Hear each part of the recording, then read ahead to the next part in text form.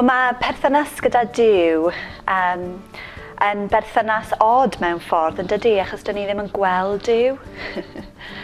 A felly, mae'n gallu teimlo gweddio neu dod ger bron Duw, mae'n gallu teimlo'n reit awkward neu reit od mewn ffordd, achos dyn ni ddim yn gweld Duw.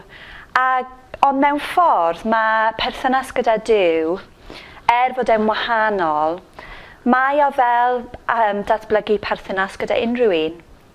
Falle os fyddwn ni'n cwrdd gyda chi am y tro cyntaf, falle byddwn ni'n teimlo chydig bach yn awkward, neu'n swil achos dyn ni ddim yn nabod ein gilydd.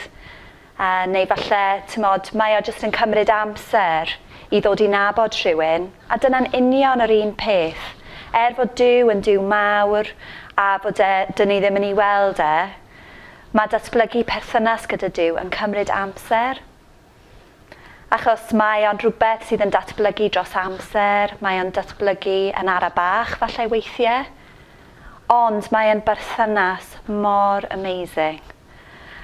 Felly, byddwn ni'n annog chi jyst cadw mlaen i adeiladu'r perthynas trwy jyst fod yn onest gyda Duw, siarad gyda Duw, gadael i Duw fewn i'ch bywyd chi, addoli Duw, diolch iddo fe am bethau.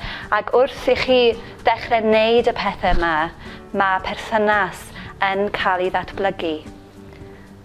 A fel os ydych chi'n meddwl am rhywun ydych chi wedi nabod ers blynyddau, neu rhywun ydych chi'n teimlo mor gyfforddus gyda nhw, dyna be mae Duw eisiau perthynas ni fod gyda fe.